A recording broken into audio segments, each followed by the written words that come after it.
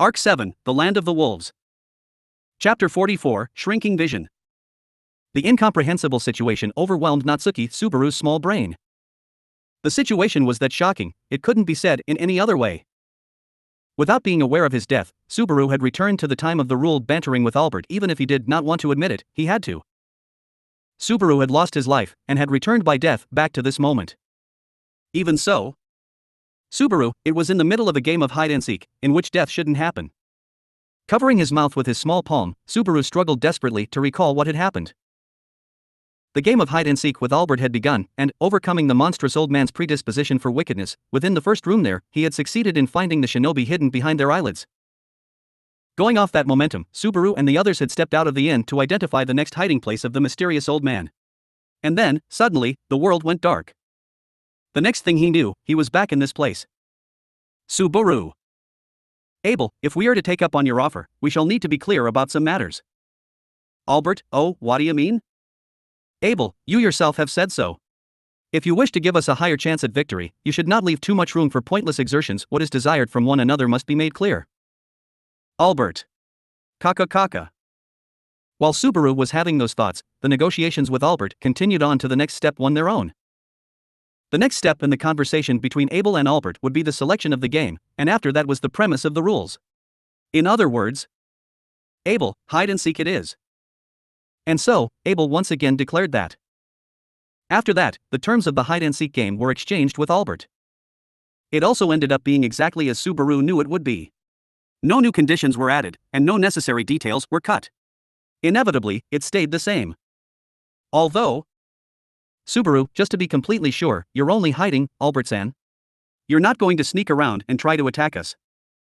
Albert, oh, come on now, you're worrying too much, boy. Let me tell ya, what I want to test ya on's your quick thinking and cleverness. If I wanted to test your strength, I could have done so yesterday at the castle tower. Subaru. Albert's words had the intention to reassure him, but he could not accept them as honest ones. As a matter of fact, there was no doubt that Subaru had lost his life and returned by death. And the most immediate threat to Subaru's group was none other than the one in front of them, Albert. Had he perhaps broken the rule that forbid him from interfering and targeted Subaru and the others? Albert, good grief, you're suspecting me plenty, aren't ya? Al, you're in no position to be trusted, old man. That's rather impertinent of you. Albert, kaka. That's a good point. We got along so well 8 years ago, and now you're so cold. Having sensed a strong sense of caution in Subaru's silence, Albert shrugged. After that, he gave a toothy grin at Al's remark, followed up by a smug retort. Naturally, Al seemed to be dissatisfied with the way Albert was talking to him, and fell silent. Anyhow, Abel, Albert, this goes without saying, but there your hiding place is senseless if we cannot physically reach it. Do not attempt any of your petty tricks. Albert, I gotcha. They're a wee bunch, aren't they? I would not have done it even if you hadn't told me. Abel pointed out the same thing Subaru had in the previous loop. With Albert's agreement on that, the start of the game was declared again. In other words, the hint for the first hiding place would be presented. Al, so, where are you gonna hide first, old man? Albert, first of all, a tryout. Near this inn, I'm gonna hide behind the eyelids. For a moment, Subaru felt an unpleasant tension in his heart, but it ended up being unneeded. He feared that Albert would designate a hiding place different from last time's, but that did not happen. After that, the flow of events was followed to a T, including the fact that Toretta and Al resisted the urge to pounce on Albert, his dignified back turned to them. They could not do anything other than just seeing him off. And so, Al, what's up, bro? You're looking a little pale. Toretta lowered her bow at Abel's instruction, and in between studying her profile, Al called out to him.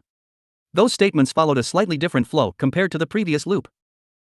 Originally, he would have complained about the frustration of competing against Albert, but this time he seemed to be concerned about Subaru's complexion, or rather, it seemed to be concerned about Subaru's lack of talking. That was only natural. Subaru himself was still confused and disoriented.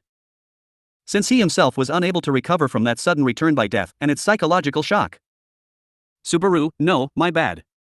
During that talk, I suddenly felt really tired. Al, oh, get a grip, please.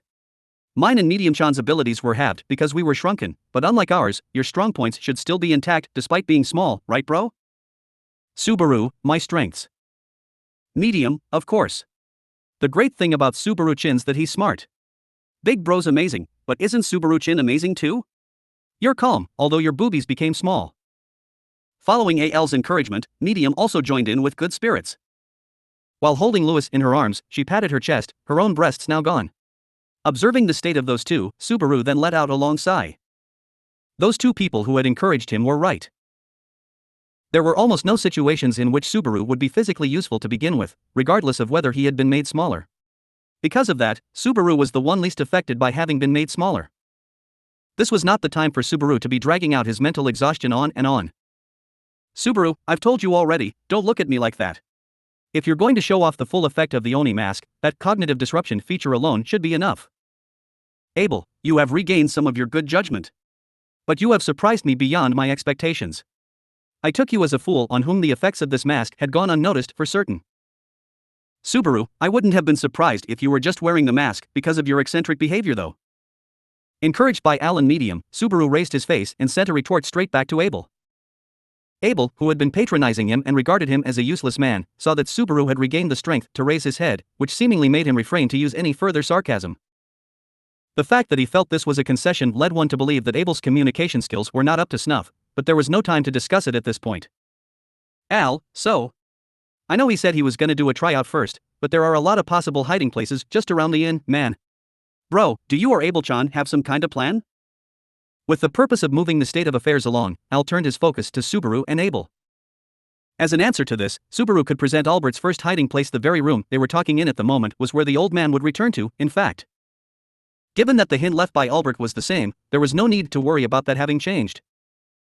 The problem was that after they found Albert, they would have to go outside the inn. Subaru, it's not a plan per se, but I can guess where behind the eyelids is referring to. Al, oh, seriously? That's awesome, bro. Subaru, it's just that there's a good chance that another problem's turned up besides this behind the eyelids, but some sort of threat had assailed Subaru. No, not just Subaru, it had affected their entire group. And it was necessary to share it with Al, Abel, and the others who were unaware of it. However, Subaru himself had gotten so little information that he did not have many reliable ideas to share. If there was something could say with certainty, that would be Subaru, the agreement we made with Albert-san that he would not interfere, is there any chance that he'd break it? Abel, Oh? Are you trying to say that, since the beginning, he was planning on violating the preconditions? Subaru, yeah, I'm thinking it's possible. Abel, no, that is impossible. Due to the fact that he had been attacked as soon as he left the inn, Subaru tried to draw the attention of his friends to Albert. However, that was denied by a very adamant Abel. Once Subaru's eyes widened at his reaction, Abel folded his thin arms, and Abel, Albert would have nothing to gain with such a deed. Henceforth, that is impossible. Subaru, but Albert-san had even been thinking about killing the emperor. Even you said you had not imagined that at all. If so, Abel, what you speak of is the fact that the notion of posthumous fame is something I do not possess. But I do comprehend that such a thing does exist. And that there are those who desire it. However, this and that are two different stories. Being shot with a sharp gaze through the Oni mask, Subaru felt like his internal organs had been paralyzed by fear. It was not as if Abel was emitting a special energy, one sharper than before. In spite of this, the feeling of being targeted did not disappear, and Subaru's breathing was disturbed. While Subaru was struggling with this feeling, Abel continued with, may I? Abel, it is as you yourself have spotted, and as per the rebuttal to that masked clown, there is no reason for Albert Dunkelkin to harm us himself. If his target is the Emperor's head, then he shall desire the intelligence I possess desperately. There is no basis for any such hypothesis whatsoever. Al, I'm with Abel-chan, bro. The old man's been ordered by the Emperor to leave us alone. If he was gonna break that promise, whether he does it inside or outside of the inn doesn't matter. Right? Subaru, does it? Al, bro? Subaru, oh. No, you're right. Yeah, I think so too. That's for sure. Abel and Al's continued talk caused Subaru's comprehension to fall behind for a few seconds. However, once explained in a solid argument, it was something that Subaru could agree with. Abel and the others were unaware of it, but Albert had a history of killing Subaru and the others. Nevertheless, Albert's act was one that was driven by a logical train of thought for him, so Subaru was able to agree with the general argument presented by them. In that place, the only thing that had gone wrong had been the timing. With that as the basis, that Subaru and the others had been killed as soon as they had left the inn was certainly strange according to the game rules Albert had agreed to. According to Al, if Albert intended to kill them no matter what, it would have been better to murder them before they even left the inn, so that it would not be seen. Maybe he had a desire to kill them in a public place, but that would not make sense either. Perhaps, though, he thought Subaru's group would be in for a more painful surprise were he to kill them once they obtained some peace of mind due to his intent to not kill them. Subaru, if that was the case, then he'd make more of an appearance, right? If Albert was aiming to disrupt Subaru and the others' moods because of the badness of his character, would not he want to see their disappointment and despair with his own eyes? Aside from that, he could not think of any reason for Albert to kill everyone outside the inn. Meaning?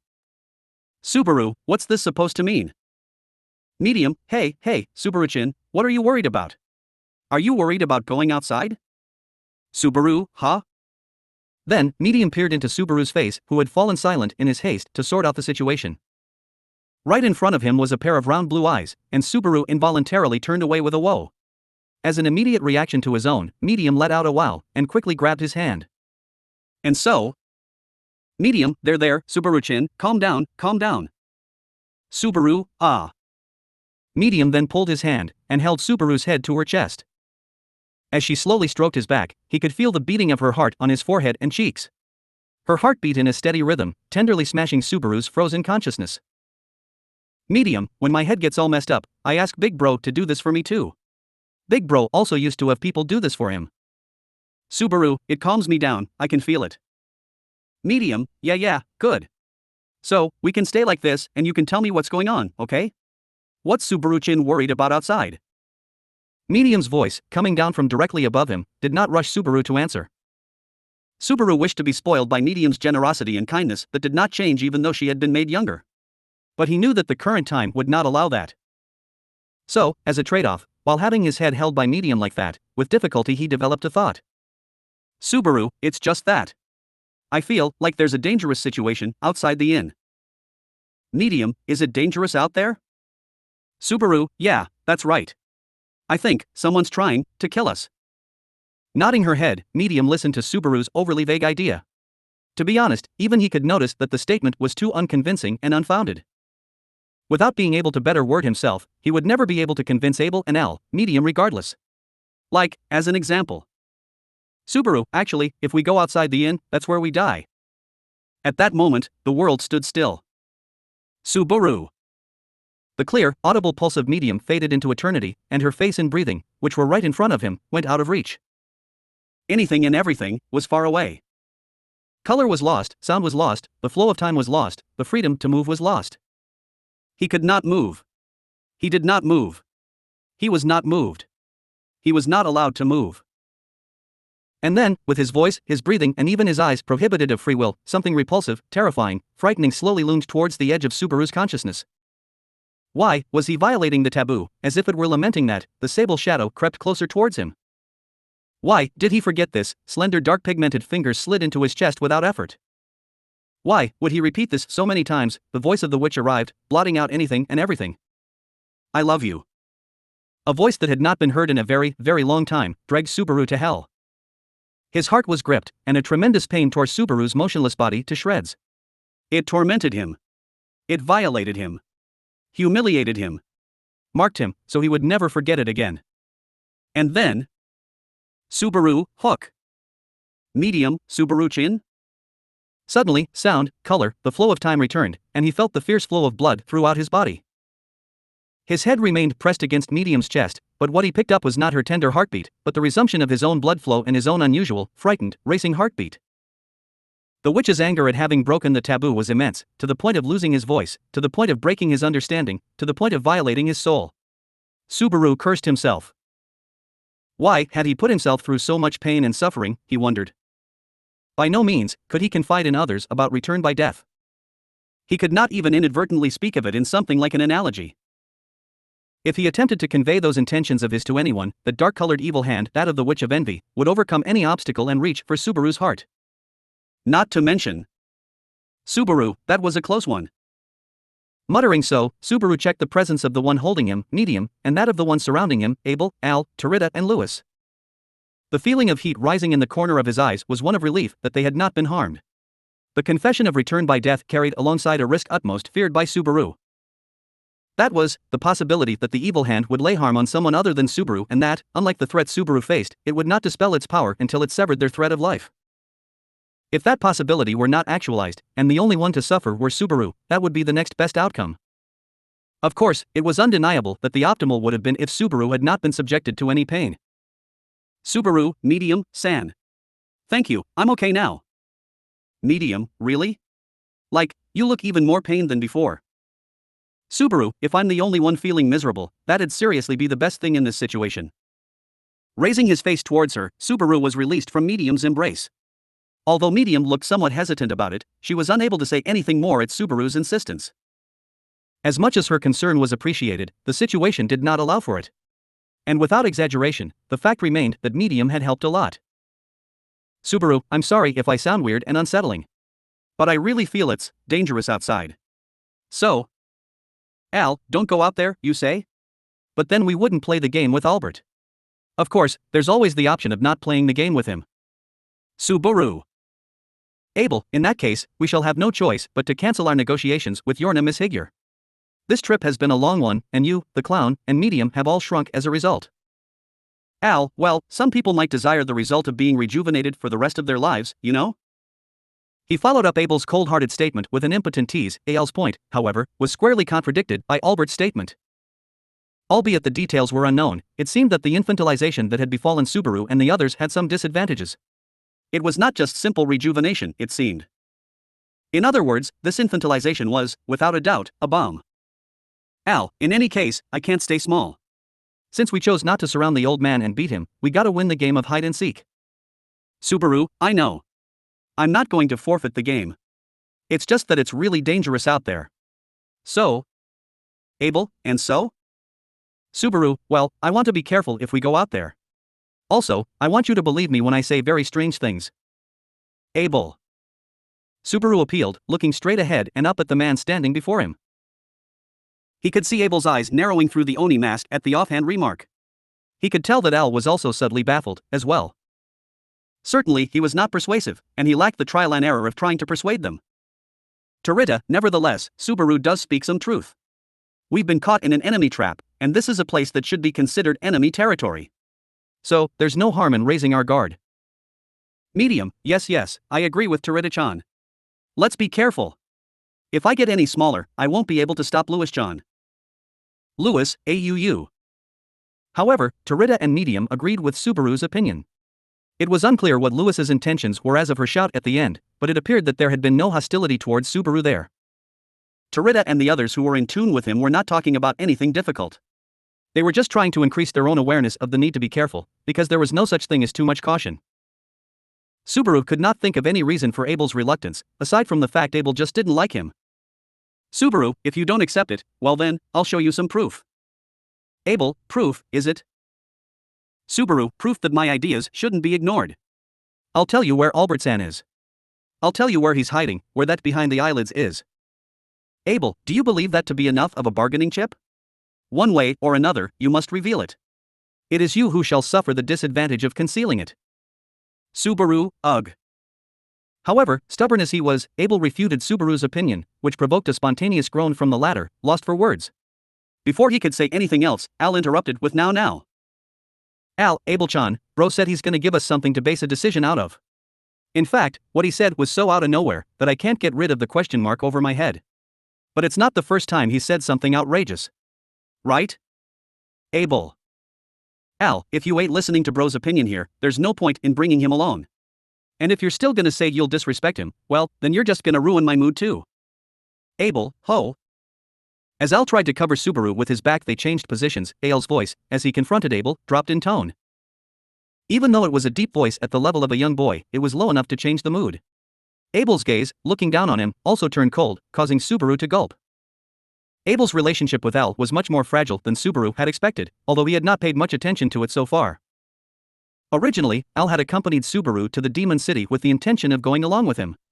And, like Subaru, he was a human being belonging to the kingdom of Lagunica, so he was not too concerned about Abel's return to the throne. In blunt terms, it was the desire of Al's master, Priscilla.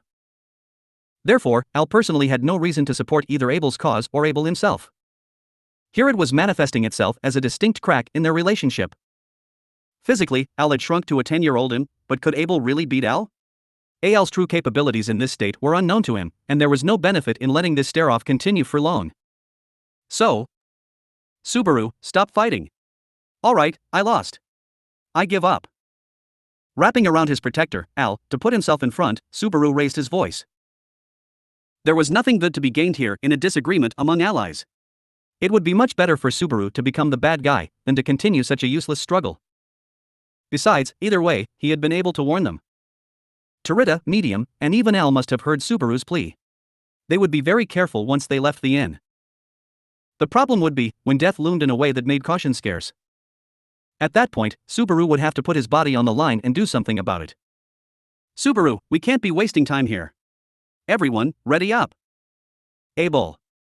So, where do you believe behind the eyelids is? Subaru, it's. At any rate, Subaru insisted that they should avoid wasting time in this place. Abel finally responded positively to Subaru's words. The fact that this alone led to relief spoke volumes about the flawed people skills His Excellency the Emperor had.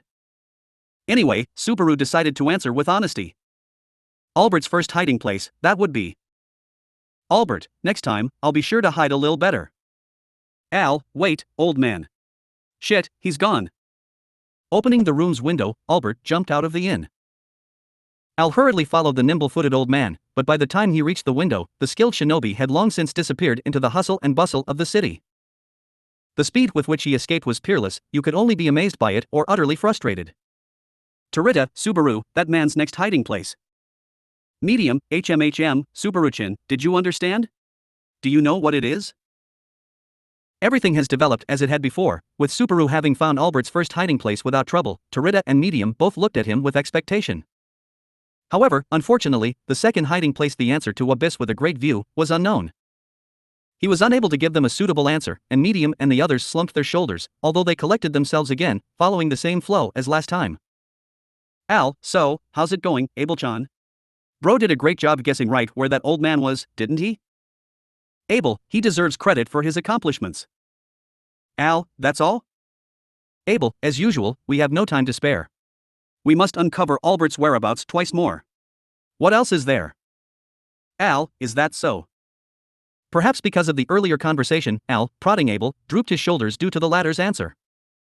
Al's sentiment was nice, but that Abel would react like so was predictable. Subaru did not recall getting any comments on the results or anything in particular from Abel the last time around. In fact, it was difficult to imagine him praising others, not just Subaru, honestly. This time, it was just another act that did not betray Abel's character. Tarita, with a great view means it's probably considered a high place, no? Medium, but an abyss is a hole, right? If it's a hole, wouldn't it be in the ground? Subaru, I think you're both on the right track. To answer that question. Abel, I believe you wanted to go to a place with a lot of people? Abel. Tarita and Medium speculated on Albert's next hiding place. To move that discussion forward, Subaru wanted to implement the plan from Abel that had not come to pass in the previous loop. As per his memories, Abel had originally planned to go to a crowded tavern. As soon as they left the inn, a sudden death had befallen Subaru and the others amidst the street. Putting it in another way, the moment in question was fast approaching. Subaru, oi, Abel? Abel. Your thoughts are not erroneous. A location with many people coming and going. It would also be preferable to be in a place with a lot of people. Al, a place where people come and go. Subaru, a place to drink. A tavern, was it? The conversation proceeded at a brisk pace, and Abel nodded in agreement once Subaru used that word. And so, once they were all settled on leaving the inn and head for a tavern. Abel, we shall avoid the front and leave using the inn's back door. And it was Abel, of all people, to speak so. Subaru let out a dumbfounded what to that change in opinions. Al and Tarita raised their eyes, as well. Medium, huh? Abel-chan, does that mean you believe what Subaru-chan said? Abel, there is nothing better than staying vigilant. Now that we have pinpointed Albert's whereabouts, there is room for consideration. What I am saying is nothing more, yes. Subaru, you really are a piece of work. To those words laced with resentment from Subaru, Abel merely responded with a snort from his nose. However, his haughty attitude aside, Abel's decision was helpful to Subaru. Subaru was similarly hoping to somehow lead everyone to the back door. Al, I think, that means he has the intention to properly give you credit, bro. Subaru, looks like it. Rather, that's the way it's always been. Somehow, he also doubted Abel's attitude of definite punishment or reward. If he could understand that aspect, it should help him to get a rough idea of a way to deal with Abel. Subaru himself was already supposed to start grasping him this way. It was as if he were learning how to deal with Abel all over again. Al, but I'm still stunned that you were able to guess the old man's location. I dunno how you did it. It's like, you read a strategy guide for this. Subaru, a strategy guide, that sounds so damn nostalgic. Well, it'd be useful to have something like that, but that's not remotely it. That was just experience coming into play. Al, experience? Of playing hide and seek?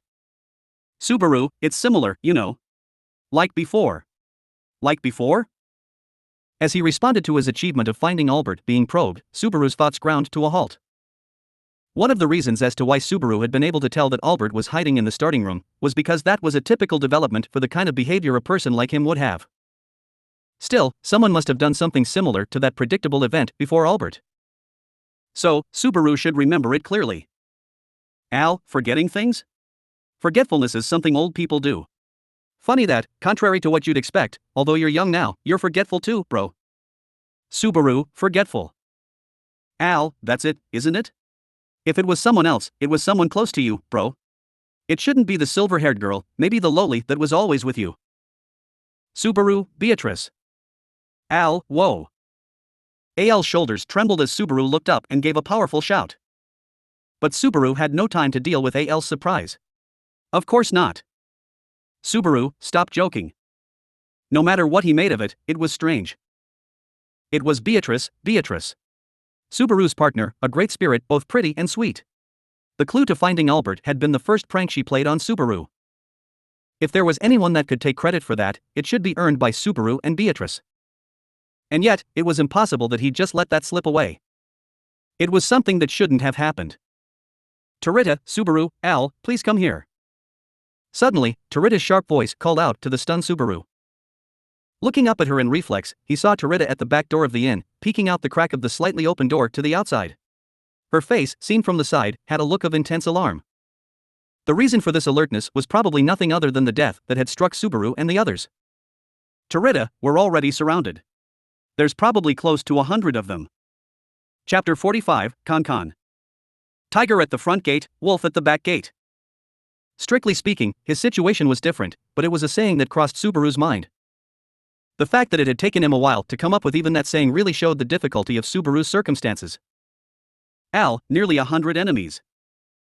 Looking out the back door of the inn, Al's voice cracked as Tarita told him the startling news. In response, Tarita nodded quietly saying, Tarita, yes. We're surrounded. It seems more likely out of caution than hostility. Abel, sure, merely 1 or 2 people would be one thing, but it is difficult to ignore when they number close to 100. Keeping his voice low, Abel spoke to Tarita, who shut the back door. As Tarita lowered her chin at his words, Abel's gaze turned from her toward Subaru. His black eyes narrowed through the Oni mask, his sharp glare pinning down Subaru's heart. And then... Abel, you have problems aside from being surrounded, do you not? Subaru, ah. Abel, against all reason, your limbs have shrunk. Anything could happen. Mixed with a faint sigh, Abel spelled that out, having guessed the abnormality with Subaru. Because of his words, Subaru felt his cheeks become warm with shame. From the knowledge that Abel had been able to notice his disorder, and also from the awareness that he was holding them back. He would rather even pretend that there was nothing wrong with himself. However, Medium, Subaru-chin, are you okay?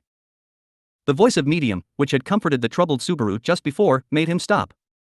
Being stubborn in this situation would not solve anything. In addition, not only Subaru, but also his friends, Medium included, would suffer the consequences of his stubbornness. So, Subaru, actually, I feel like my memory's getting weird. I'm having trouble remembering things that I should remember, and that's probably not good. Al, that's why you were so strange a moment ago, huh? Subaru swallowed his frustration and frankly spoke to Al, who was struck speechless. Al, too, must have felt there was something strange about Subaru's earlier behavior. Talking about the details made him feel uneasy as well. What had happened to Subaru was no stranger to Al. Abel. Anything specific? Subaru, I couldn't remember the name of an important family member. No. It's just that it took a while before I could recall it. Al, bro, this ain't the time to pretend you're fine. Subaru, I'm not trying to pretend I'm. Subaru was about to reflexively answer, fine, but then he stopped himself, wondering whether he was or not. He really didn't want to say it so plainly that he'd forgotten the name of someone so important. Subaru remembered Beatrice, remembered Emilia, and remembered Rem. He also remembered the friends he had left behind at the mansion. Subaru, so it's not like I was trying to. Abel, tell me exactly what your condition is. Subaru, huh? Abel, have you forgotten? Or does it take you a long time to remember? Which is it? Upon being asked this question, Subaru clammed up. Abel's question, as he neared one step closer to him, was firm, and had a sharpness that did not allow for lies. There was a numbing sensation in his brain, and he was unable to pull his consciousness away from the man in front of him. As Subaru fell silent, Abel asked again, which is it? Abel, you cannot see what is occurring in your environs, and now you cannot see what is occurring inside your own head. Subaru, and no. It's not that I forgot, it's just that I'm having trouble remembering. That's right, just because I can't recall quickly, doesn't mean I forgot. Abel, it takes a while to remember, huh? Subaru quickly responded to the cruel inquiry, and Abel quietly accepted his answer. It was an explanation that Subaru himself didn't know what to make of. So it was surprising that Abel did not outright dismiss it. In fact, annoyed with Abel's behavior, Al intervened with, hey. Al, what's the difference? Why's that a big deal to you in this situation? Abel, there is a big difference. There is a world of difference between forgetting and having difficulty remembering. Al, huh? Al grumbled in displeasure, but Abel did not answer any further. He looked back at Tarita listening to what was happening outside, leaving the bewildered Subaru and Al to their own thoughts. Abel, what is happening outside? They have yet to move, correct? Tarita, for now, they're just concealing their breath. Even though their encirclement should be complete by now. Abel, then that signifies we have not met their requirements. Tarita, requirements, is it? Abel stroked his chin thoughtfully, without responding to Tarita's puzzled look, and then looked back at Subaru once more. Unable to keep up with the speed of his thoughts, Subaru flinched as Abel turned back. Closing the distance between him and the one taken aback, Abel put his face close to Subaru's and asked. Abel, what do we do for those outside to attack us? Subaru, Abel, answer.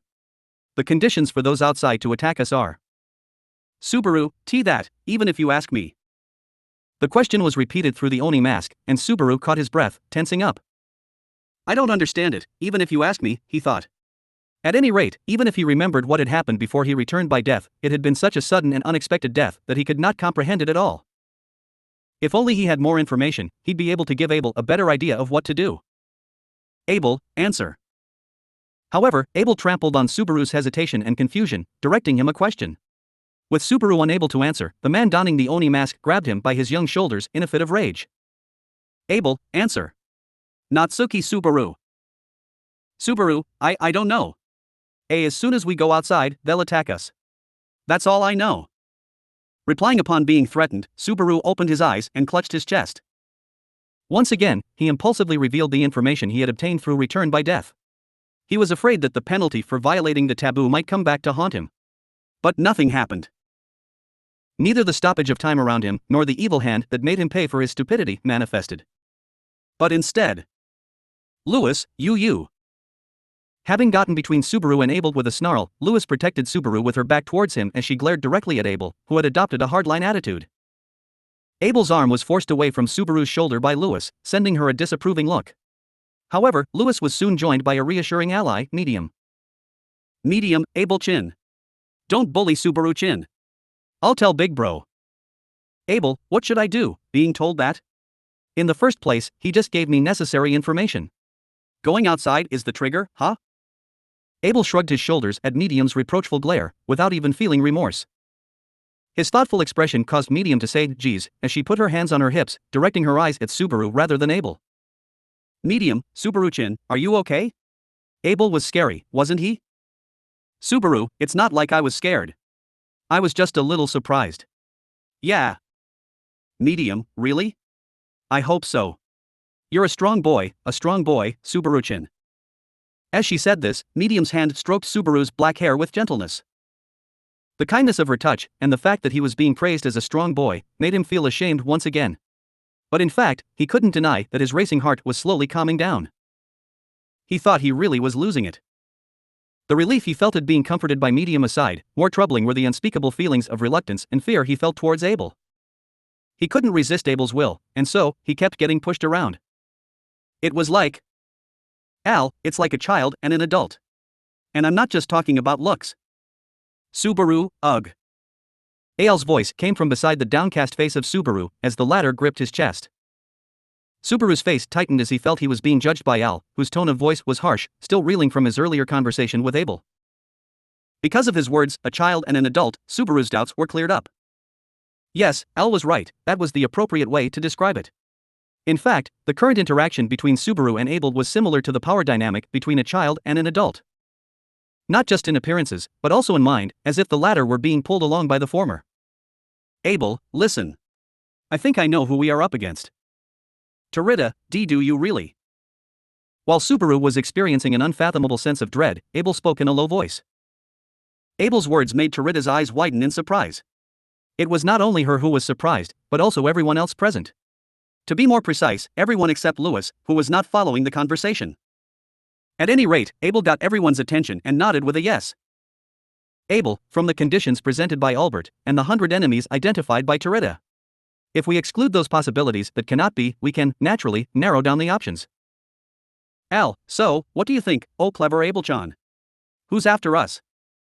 Abel, it is Chaos Flame. Al and Medium, Chaos Flame, this city? In response to Al and Medium's question, Abel nodded grimly. He then looked over at Subaru and the rest, whose expressions showed that they still hadn't put his answer together, and continued. Abel, Chaos Flame. That is, the residents of the Demon City. Those standing outside poised to attack, I am sure they are the very people residing in this city. Abel made a clear statement that the inhabitants of Chaos Flame were the enemy. Subaru. At Abel's declaration, Subaru opened and closed his mouth in disbelief. No, not only Subaru, but Al and the others had their own reactions of astonishment as well. That would be natural, considering they had suddenly been told that the people of the city had turned against them. Al, are you sure that can't be right? What gave you that idea? Abel, it is quite the natural thought. In the first place, there are only a limited number of people capable of mobilizing a force of 100 men to surround the inn. At this point, there are only two choices. The Emperor's group, and the Demon City's forces. However, Shishai is disguised as me.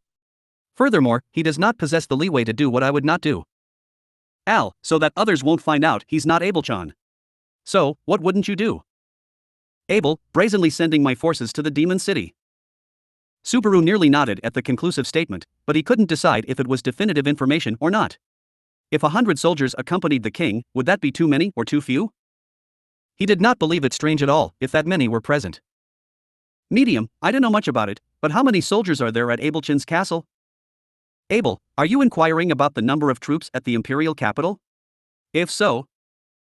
When Medium raised her hand to ask a question, Abel glanced at Subaru. He was unable to understand the meaning of his gaze. Abel touched the forehead of his Oni mask, and after a moment of contemplation said, Abel, some insignificant 30,000. But this talk is not about the forces at his command. Whether or not the Emperor would allow them to accompany him is the topic of this conversation. And Tarita, the real Emperor, would never do such a thing. Abel, that is what I meant. Abel nodded his head. He denied the possibility of the false Emperor making such a careless decision. Subaru felt that there was a possibility that the other party could have been careless, but he kept his mouth shut. He would not be listened to, even if he had said it. In any case, Abel, the Emperor declared it forbidden to touch us, and Albert displayed an approach that adhered to that order. With that case as valid, dispatching a force at us would make no sense. Al, what about a theory like, he didn't do it himself, or something like that? Abel, now, I shall ask you, do you believe I would ever allow that line of reasoning? Tarita, I don't think so. Synchronized with Tarita's answer, Al similarly denied it with a shake of his masked head. As long as the fake Emperor was disguised as Abel, his lines of thought must be the same as Abel's as an Emperor. In other words, what Abel would not allow, the fake Emperor could not allow. And so, the false Emperor would have to continue a pretense of being very narrow-minded. Abel, Kathma Irelix, would not permit it, even if an attempt was made to reason with him. He is inflexible. And therefore, he is a valuable asset, but I am certain General Second-Class Kathma would not condone this crooked interpretation. Subaru, Kathma. Would that be the straight-laced guy we saw yesterday? Abel, he might be neat towards the Emperor, but he shall opine without hesitation even against a general first class. Even Albert's cunning shall be unable to bend Cathma's principles. Al, that lil bro's got that much power? Abel, at one time, he was approached for a promotion to Divine General. For a variety of reasons, he passed up on it. As a response to Abel's answer, Al let out a frustrated ugh. If this was true, then 2 Divine General class people had been present in the castle yesterday, nay, 3, since the fake emperor was one of them. That may indeed be more reliable manpower compared to bringing in unskilled troops. Subaru, but if the false emperor's not the enemy, then... Naturally, the conjecture that Abel had proposed became more and more realistic. In other words, the inhabitants of the demon city of Chaos Flame were the ones waiting for them outside, and the leader who had made them move was... Medium, are you saying Yorna-chan's making them attack us? Al, it's hard to think of anyone else, isn't it? There's no one else who knows about us and has a good reason to target us to begin with. Subaru. What does Abel think? Someone within the demon city of Chaos Flame who could move its inhabitants as pawns. Naturally, the first person that came to mind was Yorna Mishigyr, the ruler of the demon city. However, was it possible that she, being as unpredictable as Albert, no, perhaps even harder to predict, was the mastermind behind the whole situation? In response to Subaru's suspicion, Abel tapped his finger on the forehead of his Oni mask. Abel, that is asinine. And his reply was brief. Subaru, asinine? Does that mean you don't agree? Why? Abel, it would be pride to believe that if you ask, you shall receive an answer for everything. The missive. Subaru, the missive? Abel replied to Subaru's question while adding an unnecessary sentence. The missive was the letter they had delivered to Yorna the previous day. Delivering that letter had been the purpose of the previous day's visit and was bound to be the reason for the current day's summons. Abel had not told them in detail what he had written in the letter, though. Abel, in the missive, I wrote that I would reward her with that which she desires. Al, the thing that lady wants. In other words, the position of Empress? Medium, to be your wife? Once Abel mentioned the contents of the missive, Al and Medium spoke in quick succession. As they had been told the prior day, Yorna wanted the Emperor. Not necessarily Abel, but the Emperor's status. So if it were true that he had written that he would give Yorna what she coveted, it should be like that. Subaru, how the heck did you decide to convey something like that in a letter? Abel, do not trivialize the problem using your own standards. Whatever it is, she shall achieve what she desires. Hence why we were summoned to the castle. It is illogical for her to send her forces against us in spite of that. Al, what if she hates being Abel-chan's wife so much that she wants to kill him? Or perhaps, the letter was so rude that she wanted to kill them. Subaru thought that there was a very good chance that he would be treating the person he was going to marry in a pompous manner, because he behaved that way in person. But Abel scoffed at the idea Subaru and the rest had. Abel, what she must do, she shall. Emotions are secondary. She is not like Priscilla. Al, I did think that lady was just as troublesome as the princess. Subaru agreed to that. Priscilla and Yorna were both scary. He was afraid of Priscilla and Yorna both, but he felt that Abel had a point because it had been stated with such conviction. Also, he recalled his memories of Yorna from the previous day. Yorna, as the lord of the demon city, I won't speak lies in front of my attendants. So Yorna had said, her words spoken with a bewitching smile regarding the matter of the letter that Subaru and the others had presented her with, a promise that she would not throw it away without reading it. Subaru and the others fell into the stables afterwards, and then, Tanza, Yorna's attendant, had declared that Yorna had recognized Subaru and his companions. At the very least, Subaru did not take her as a woman who would change her previous statements at will. He did not, so he wished to believe what Abel had said. Tarita, in any case, those outside should be getting impatient right about now. What should we do? Keeping an eye on the outside, Tarita questioned them about their next move. Abel had spoken of a trigger for an assault as in, the conditions that would make the other party attack them, but, so far, they could only guess that it would be them going outside. But with the other side prepared to attack them, they did not know when they may force their way in. In addition, Subaru and the rest were in the middle of a game of hide and seek. Subaru, even if we know the people outside are coming in, we can't just not leave, right? Al, well, unless the old man outplayed our outplaying, and hid in the inn for a second time. Just in case, should we take another look at the room? Abel, I would have considered that if we did not have the clue, an abyss with a great view. So Abel dismissed him, and Al hung his head in disappointment. In fact, Subaru had the thought that Albert would be hiding in the first room once more as well. But no matter how much he thought about it, he could not connect it to an abyss with a great view. So he had not touched on it. In the meantime, their group's course of action was being finalized. Of course, there was no other choice for them but to make their debut. The question was, what kind of strategy should they use to make that option work? Abel, Tarita, draw their attention. Subaru, Abel. A moment later, Abel gave what seemed to be the cruelest instruction of all. Hearing this, Tarita's cheeks hardened, and Subaru criticized Abel in a shrill voice. But Abel ignored Subaru's voice, keeping his gaze on Tarita, and continued. Abel, make a great ruckus and capture the attention of those outside. Meanwhile, we shall sneak out. Abel-chan, a better, understandable plan would be. Abel, there is none. This is the best we can muster with the cards in our possession. If you had not been shrunken, we might have been able to find another method. Subaru, that's going too far. Lewis, AUU. Abel dismissed AL's concern for Tarita's safety. Along with Subaru snapping at him for his cruelty, Lewis voiced her righteous indignation as well. However, as a reaction to Subaru and the others. Tarita, yes, understood. I'll draw the attention of the group outside. Subaru, Tarita-san. No matter how you look at it. Shaking her head sideways, Tarita was prepared to accept Abel's reckless instructions. Subaru wanted to find a better method that could ensure her safety, somehow. However, the only two things that came to Subaru's mind at this moment were caution and anxiety towards the very dangerous enemies outside. Abel, Tarita, hand me that package. We shall need it later. Tarita, here it is. Once I have their full attention, please take advantage of the opportunity and escape. However, I don't think I'll have a chance to give you a signal. Abel, I shall allow Medium to decide that. Medium, me? Abel received the package Tarita was carrying, his slender form shouldering the bag. As Abel continued with the preparations, Medium, having been designated by name, widened her eyes. Turning to face her, Abel nodded, together with a yes. Abel, shrunken or not, you still have eyes to watch for an opportunity. Out of everyone, you are the most competent. Medium, gotcha. I'll watch carefully. So be careful, Tarita-chan. Tarita, yes. The discussion was moving along at breakneck pace, leaving Subaru behind. Putting Abel aside, Tarita and Medium had nerves of steel. Especially Tarita, who was being entrusted with the most dangerous role. Tarita, so, I'm off. Clutching her bow, Tarita put her hand on the back door. Facing her back, Subaru couldn't help but shout, Tarita-san. Subaru, don't die. Tarita. He was disgusted with himself for saying something so obvious and discouraging. If he was unable to offer any useful opinions or winning strategies, he should at least say something that would boost Tarita's morale. And yet, all he could offer was a quavering plea. But Tarita's eyes relaxed slightly and... Tarita, yeah, I'll see you guys later. With a thin smile, Tarita's body flew outward like a bullet. Just before that, Abel hurled his final words towards Tarita's back, as she headed for enemy territory. Those were... Abel, Tarita, there is no need to hold back. Spare no quarter.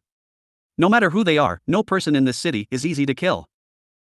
It was ominous advice, which could not be called either encouragement nor a winning strategy. The moment she stepped outside, hostility swelled mightily quickly. Tasting it on her brown skin, Tarita's narrowed eyes scanned left to right over the entire area in one go. For the people of Shudrak, who lived as hunters in the jungle, understanding the terrain and situation at a moment's notice was an essential skill. Tarita was no exception. No, Mazelda, her sister, had entrusted Tarita with the role of chieftain. Therefore, Tarita must excel in these skills, more so than her fellow Shadrakians. And indeed, she did.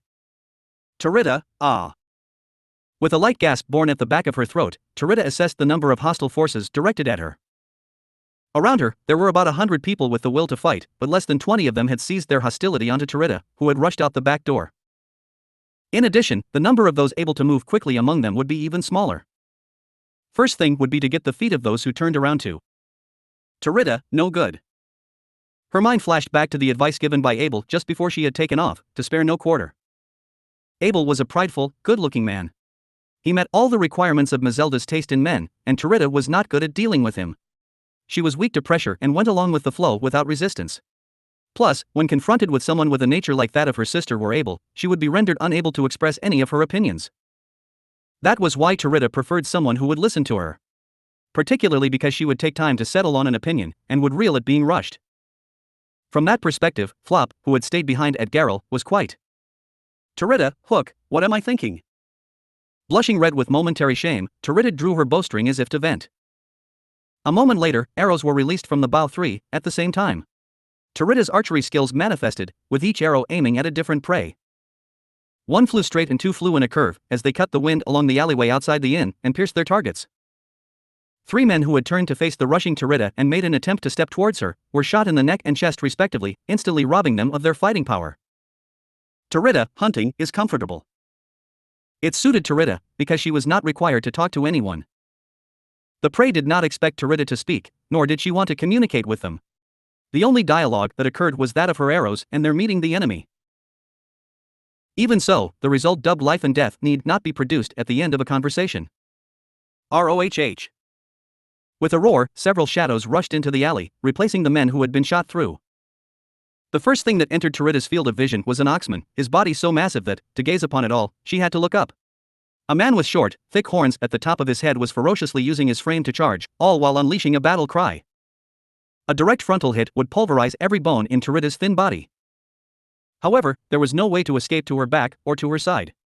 Even if she jumped upwards, there was a good chance she would be grabbed by the legs. With that in mind, Tarita lowered herself and darted forward. Oxman, wah! Perhaps because those actions were unexpected, the oxman's eyes widened and his throat tightened. Tarita extended her legs towards the oxman's face and used it as a foothold, punting him in the snout. Bending her knees to stifle her momentum, Tarita's body revolved with ease in midair, using the face of the oxman, spewing blood from his nose, as a foothold. Then performing a half-turn, she adopted an upside-down position while airborne. Tarita! As she spun around, she secured a 360-degree view, including the area behind her, which she had not been able to see previously. She was able to assess the shadows of buildings, the rooftops and scaffolding present in the city, and even those attempting to attack her from these positions. Tarita, these won't not be enough arrows. As she said this, she pulled out the arrows from the quiver on her back, put them on her bow at a dizzying pace, and repeatedly fired 3 shots in rapid succession to reduce her enemies. The number of arrows was disproportionate to the number of enemies she had assessed. With no choice but to cut down the enemies with the highest priority, Tarita used her intuition of many years to target the ones with the most ability. Ignoring the uncomfortable feeling she felt at the sight of those who entered her field of vision. Whoa! The raging arrows glided through the air akin to a tempest, and those pierced through were blown away by the impact. Following Abel's advice, Tarita attacked about 30 enemies with merciless attacks to the vitals, aiming for everyone's chest and neck, and the eyes and mouth of those she could, hoping to inflict a fatal wound. After this first engagement, however, she had already run out of arrows. The only thing she could do now, to retrieve the arrows that had been utilized, and to continue serving as a decoy as long as possible. Tarita, well, this is a bit unexpected. As she moved to retrieve the arrow from the downed enemy, Tarita stopped in her tracks. Tarita, as a warrior of Shudrak, had killed countless beasts in her life. Even if the beast's shape was slightly different, the creature's feedback to having its vital point pierced could be witnessed at the moment of her bow firing. And based on that experience, she was confident that she had sowed the lives of those she had shot through. Goo goo. And yet, none of those who groaned and rose to their feet had lost their lives. Even if they had not flat out perished, they should have been on the verge of death. However, those that stood up stared at Tarita with eyes that were not bereft of the will to fight, let alone on the verge of death. In those eyes that gazed at Tarita, a change occurred. Tarita, what in the world is that? Tarita frowned and questioned the oxman as he stood up. The man did not reply, but the change that had occurred to him was so alien that it seized her attention. A scarlet flame was covering his right eye. Oxman. Those whose pupils were ablaze were not restricted to just the oxman. All those who had fallen after being shot by Tarita regarded her with a scarlet flame in one of their eyes, be it the right or the left one. Those whose eyes were burning were not restricted to just those who had been shot by Tarita. Those who had come to the scene later to surround Tarita had scarlet flames in their eyes as well. Flickering flames that burnt, all the while scattering sparks. And amazingly, flames similar to those burned away and healed the wounds of the oxman. The kicked and smashed nose of the oxman, and the arrow wounds of those who had been shot through, had all been undone, completely. Tarita, a few words were not enough, Abel. The scene and Abel's earlier advice came together, and Tarita let out a sigh. Although she did not know for certain, her belief was that Abel had thoroughly anticipated this situation. If that were the case, he should have endeavored to make his words more understandable. And beyond that, her head pounded with the desire for purely convenient thoughts, as she was not good with someone who hurried the conversation forward. However, Tarita, my role is to be a decoy, not to annihilate the enemy. Hence, in terms of focusing on her role, it was safe to say that it was working well. And then, Tarita, they're breaking the arrows, it seems. The arrows that had shot through them were breaking one after another, as they slipped out of their bodies. The arrowheads that she was supposed to retrieve were lost, and Tarita became unable to use her archery skills. However, it would be a mistake to think that this would leave her with no options. Tarita, both daggers and throwing stones can be used for hunting. As she said this, Tarita dropped low and held the dagger she had tucked inside her formal dress and the bow she had lost the arrows to shoot with together. Tarita's battle to fulfill her role had only now begun. Subaru, hook, Tarita-san, awesome. Subaru's voice trembled as he ran, at the sight of the people whose eyes and wounds were ablaze. Tarita had been sent out for a fierce struggle, but her skill was far beyond Subaru's imagination. In all honesty, it was safe to say that Subaru had underestimated Tarita's ability to be an effective member of Shudrak, given her reserved and quiet nature as a late bloomer. Just before, he had also seen how helpless she had been against Albert. Of course, because Mazelda had nominated her to be the next chieftain, he knew there would be no gap in ability between her and Kuna or Holly. But the precision of her aim, the speed of her shots, and the way she was able to take on an overwhelmingly large number of people made it seem like she could be as good as, or even better than, Mazelda. Subaru, but still. Even evaluating Tarita to have a high level of skill, it was hard to shake off the strangeness of those attackers. In the first place, their appearance was strange. After all, none of them wore armor, nor did they have any sort of weapons. They were unarmed. From the looks of it, they were pretty much the same as many of the people they had been passing by since the previous day. In Chaos Flame, they were just another citizen of the Demon City with an appearance that stood out somewhat. These citizens had surrounded Subaru and the others, and after being on the other end of Tarita's transcendental bow and arrow technique, they stood up without a hitch despite being mortally wounded. From a distance, it could be seen that the attackers included women and children, and Tarita must have been disturbed that they were not actually a group of strong warriors. She had done a great job of attracting attention, and at medium signal, Subaru and the others ran out into the city. But should they really escape, and not back up Tarita? Unsure of what was the right thing to do, those options kept spinning around and around in Subaru's mind. Next to Subaru, Abel, carrying a bag on his back, witnessed the same scene. Abel, so indeed, the entire city is covered by the soul marriage technique. Al, Konkon. Oh, Abel-chan, the hell's that? Abel, it is the mechanism of the collective that faces Tarita without backing down. Al, who was running in a daze, asked a question to which Abel gave an inadequate answer. Although Subaru couldn't quite wrap his head around what was going on, one thing was clear. Abel had a clue about the relationship between those burning eyes and the attackers. Subaru, Abel. Don't keep secrets from us. Tell us everything. Abel. It is one of the supposedly lost secret arts spoken of in ancient literature. It is called the soul marriage technique. By sharing a part of one's soul with others, value is added to it. Al, I don't get it. The fuck's that supposed to mean? Abel, to put it another way, souls united via the soul marriage technique share a fraction of their power. And in this city, there is merely a single wielder of the soul marriage technique. Urged on from both sides by Subaru and Al, Abel gave them the most abridged answer possible. Despite that, the content was still difficult for Subaru to understand, but, somehow, he managed to pick up its nuance. In other words, Abel, it means that everything that composes this demon city shares the power of Yorna Mishigir. Therefore, this city is a land that shall not fall easily, no matter how many armies you dispatch against it. End of chapter 44 and 45, Shrinking Vision.